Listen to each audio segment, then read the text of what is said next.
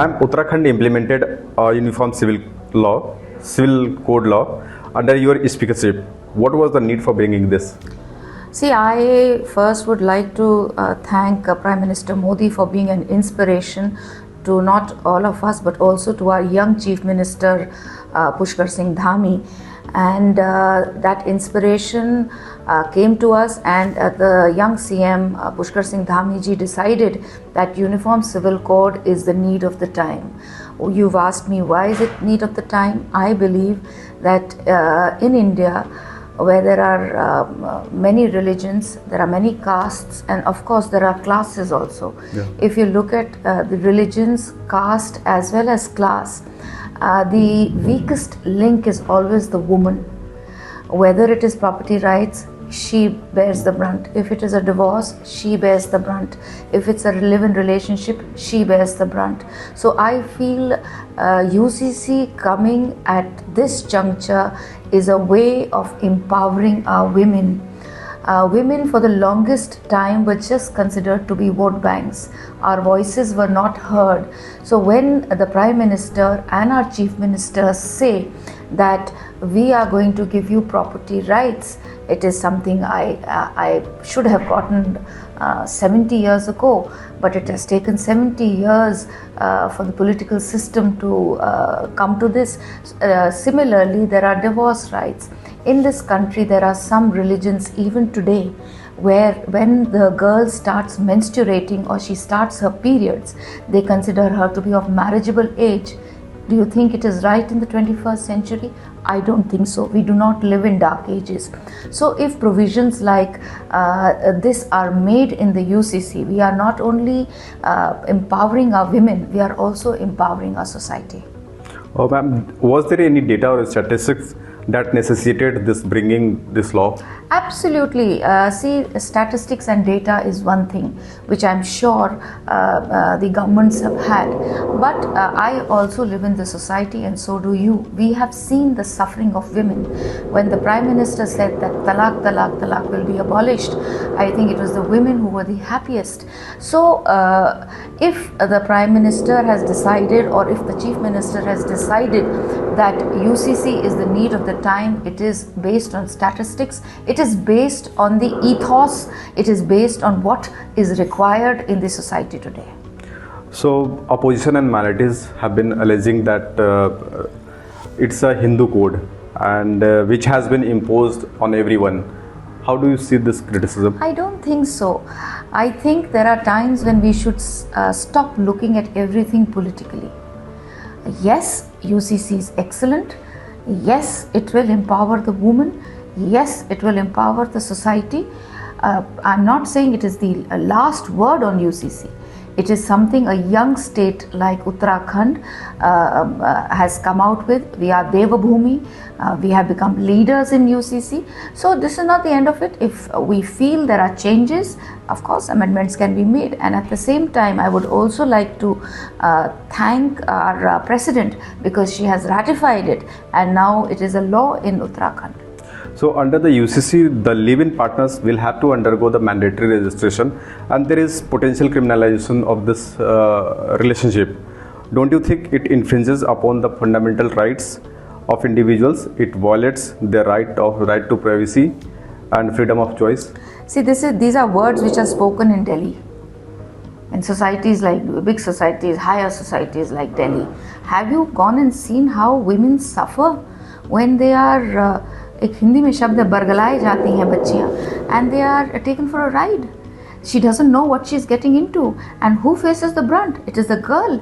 So if you are old enough to decide that you want to live with somebody in a live-in relationship, we have no issues.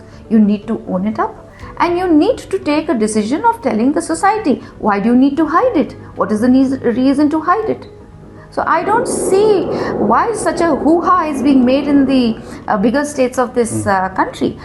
go to the villages and see how difficult it is for young women, how they are taken for a ride, how they are taken, and then they live with these people, these young boys, and then they just run away, change their religion, get into a live-in relationship, and then just leave them high and dry. So I do not think there is any infringement on privacy. If you are young enough, if you are old enough to say, I want to live in a live-in relationship, this is 21st century. Please tell your parents. Please tell everybody that I want to live in a live-in relationship. What is wrong with it?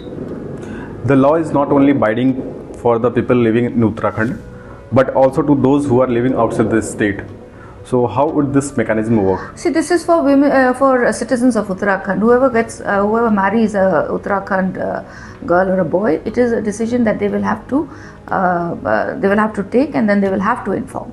So I'm sure this is soon going to come in the entire country. So let's see what happens. But yes, we need to protect our citizens.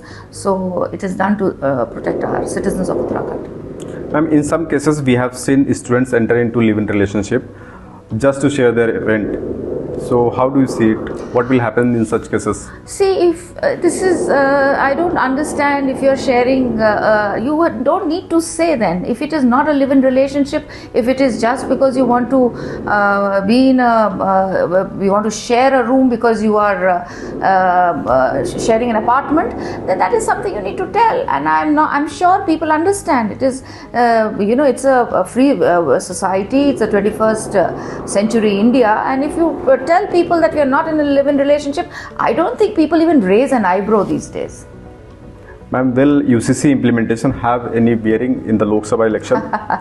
I'm very happy that UCC came under the leadership of the young Chief Minister, and I'm also thankful to the people of Uttarakhand that they supported us in this. It is, of course, empowering women, empowering the society. So if it benefits if people think that this is a right direction in developing India, in 2047 we want to see a developed India. I think it's a strong pillar for that. So if it works in the elections, great. Oh. Elections are around the corner. So, and Uttarakhand has 4 seats in the Lok Sabha. 5 seats. 5. Oh, sorry, yes. 5. Himachal has 4 seats. Yes. So what would be your party's agenda? See, I am so happy that I joined politics in 2017, and since then a major platform has been development. We do not talk of caste, we do not talk of vote banks, we do not talk of religion, we talk of development. And I have seen this change in Uttarakhand. Women, men, youngsters now want to know what is the vision we have for the people of Uttarakhand, or for the people of, for the people per se. So I think it is going to be 5-all for the Prime Minister. The Prime Minister is going to win all the 5 seats in Uttarakhand, not because he is the Prime Minister of this country, but because he has worked for every part of the society in Uttarakhand, whether it is women, whether it is tribal, whether it is youngsters, whether it is old people, whether it is kisans, whether it is helping or empowering women through self-help groups. He has touched every heart, he has touched every part of Uttarakhand. So I am pretty sure that it's going to be a 5-0 in Uttarakhand.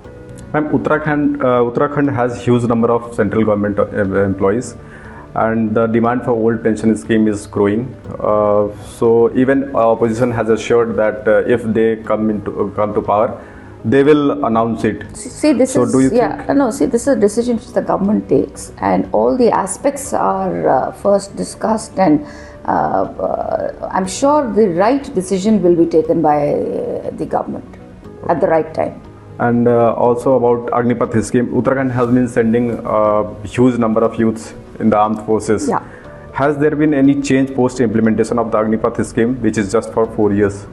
See, I come from an army background, and I keep telling people that if I am getting an opportunity to be in the army for 4 years, in my formative years, I'm not going at the age of 40, I'm going at a very young age. In those formative years, if I am able to get a certain lifestyle which will help me build my future, whether it is discipline, whether it is being connected to the country, whether it is working for the country, whether it is seeing different parts of the country. So army gives you a well-rounded personality. It develops you. It helps you become a much better citizen. So if in those 4 years I am able to get that and also get some salary, I am appreciative of the Agniveer scheme. And I would, of course, there are people who say that it is only for 4 years, but if you do well, you will be taken in, absorbed in the forces. But I still feel those 4 years we need to understand are to build character of citizens of future India. Ma'am, how do you view Rajnath Singh recently said that he is open to reviewing the Agnipath scheme? How will it impact aspirants from your state? Is it an admission that all is not well with the scheme? See, I really appreciate Adraniya Rajnath Singh ji that he has decided that if there are things that need to be changed, we can change. Society is flowing, it's like a river, it's like water, things keep changing. Every minute there is a change. So nothing is permanent. So if he is saying that yes, we will look into it, we will again sit on it and decide if changes are needed, we will do it. I think it is excellent if he has said something like this. Thank you, ma'am, talking to Asianet News. Thank you so much. Thank you so much.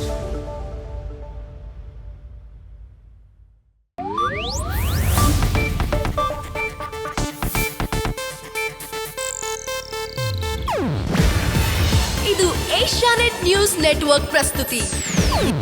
ನೀವು ನೋಡ್ತಿದ್ದೀರಾ Asianet ಸುವರ್ಣ news.